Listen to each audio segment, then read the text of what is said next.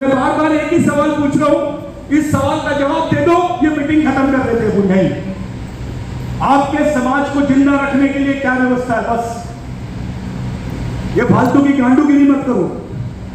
ये वैचारिक कांडूगिरी है, ये वो संगठन का, ये वो संगठन का है, ये हिजड़ीगिरी है, ये वो पार्टी का, वो पार्टी का। मैं नेता बना कि समाज। धुळे शहरातील हिरे भवन पाशी पूल जवळ बिरसा मुंडा क्रांती दल महाराष्ट्र राज्य यांच्या वतीने आयोजित आदिवासी जनजागृती महामेळावा हजारो समाज बांधवांच्या उत्स्फूर्त उपस्थितीत उत्साहात संपन्न झाला। महाराष्ट्रासह राजस्थान, मध्य प्रदेश, गुजरात आदी राज्यातील समाज नेते, कार्यकर्ते आणि आदिवासी समाज बांधव या मेळाव्यास उपस्थित होते।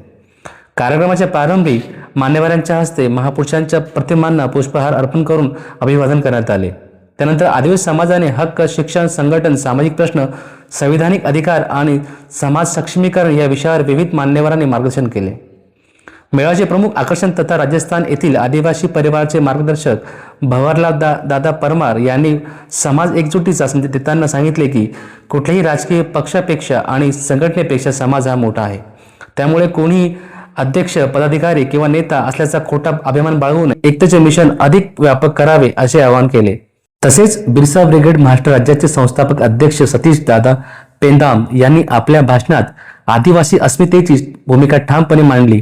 या देशातील आदिवासी हा या भूमीचा मूळ मालक असून त्याला वनवासी संबोधणं हा आदिवासी समाजाच्या इतिहासाचा, संस्कृतीचा आणि बलिदानाचा अपमान आहे।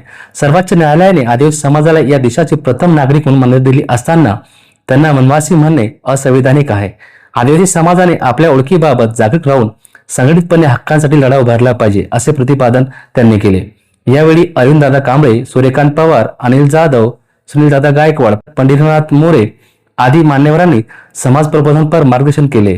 समाजातील युवकांनी शिक्षण, संघटन आणि सामाजिक चळवळीच्या माध्यमातून पुढे यावे असे आवाहन त्यांनी केले।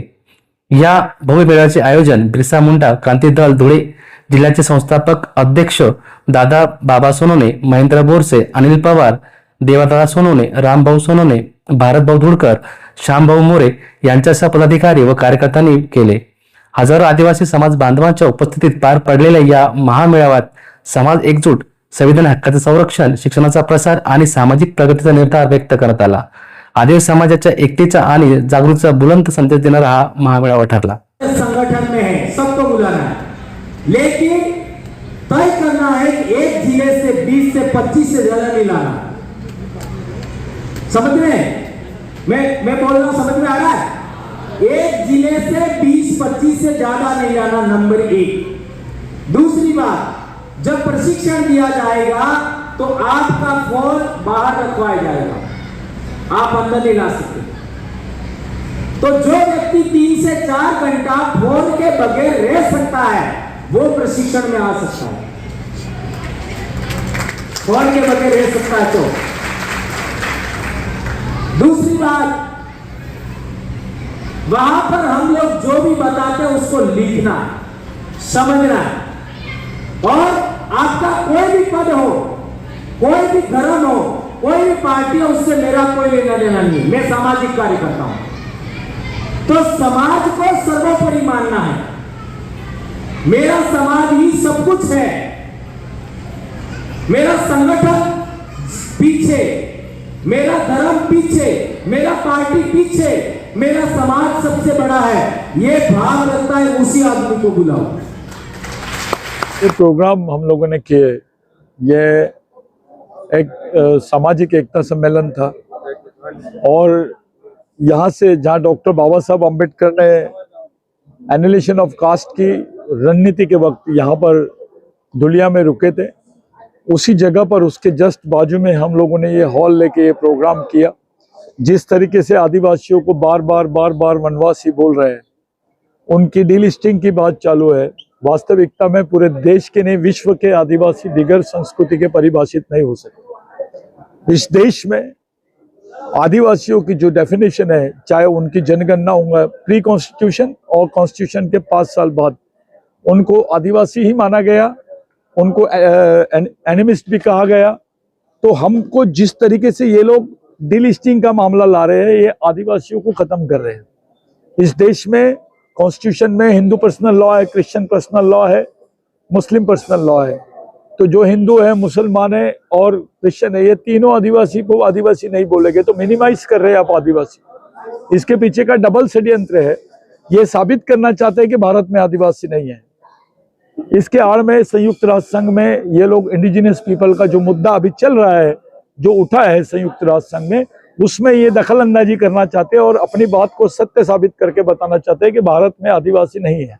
दूसरा कि हम को जो वनवासी बोल रहे हैं, ये कॉन्स्टिट्यूशनल टर्मिनोलॉजी नहीं है। जो लोग संवैधानिक पद पर है, देश के गृह मंत्री भी संवैधानिक पद पे है, प्रधानमंत्री है, या देश के जजेस बोलो या कोई भी बोलो, आप अगर संवैधानिक पद पे हो तो संवैधानिक भाषा का इस्तेमाल होना चाहिए।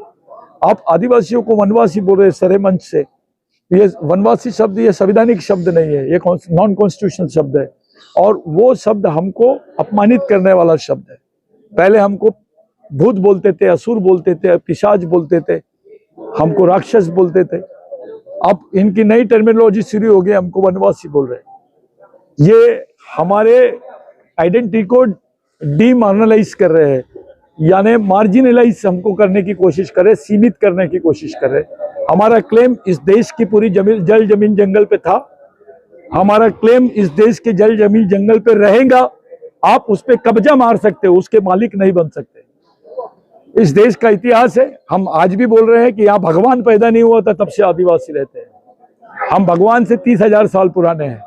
हमारा अस्तित्व, हमारे पहचान को, हमारी संस्कृति को जो खत्म करने का षड्यंत्र चालू है, हम उसके खिलाफ में रास्ते पे आएंगे। हम अपने आदिवासियत के अधिकारों की बात करेंगे, 13(3) क की बात करेंगे, जिसमें अनअमेंडेबल आर्टिकल है वो, जिसमें हमारी जो कल्चरल आइडेंटिटी है उसको और उसकी स्वतंत्रता, जिसको ऑटोनॉमी बोलते हैं आप, उसकी स्वायत्तता, वो कॉन्स्टिट्यूशन ने कायम रखी।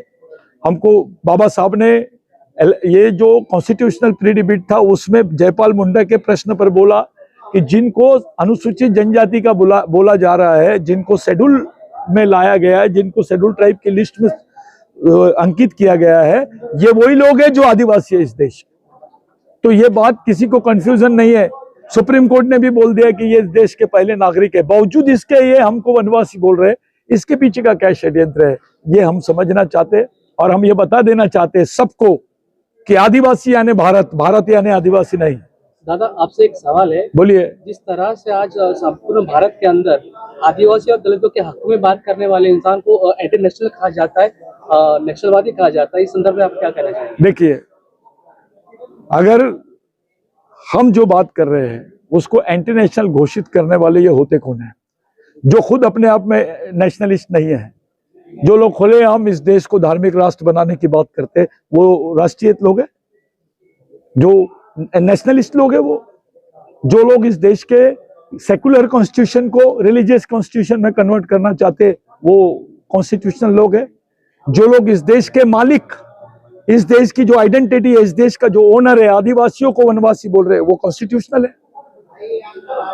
ये हो ही नहीं सकता कि वो संवैधानिक हो। और हमको गैर संवैधानिक बोलने का पाप जो वो कर रहे हैं, ये मूवमेंट, इससे लोगों में एक इनके प्रति अविश्वास पैदा हो रहा है। ये खुद अपने प्रति अविश्वास पैदा कर रहे हैं। आप किसी को गैर संवैधानिक बोल कैसे रख सकते? वो अपनी जमीन की बात कर रहा है, अपने पहचान की बात कर रहा है, अपने संवैधानिक अधिकारों की बात कर रहा है, वो गैर संवैधानिक कैसे हो सकता है? तो मेरा ये जो हमारा ये रहा है, हम अपने अधिकारों के साथ में खड़े हैं। आदिवासी देश का मालिक था, है और रहेगा।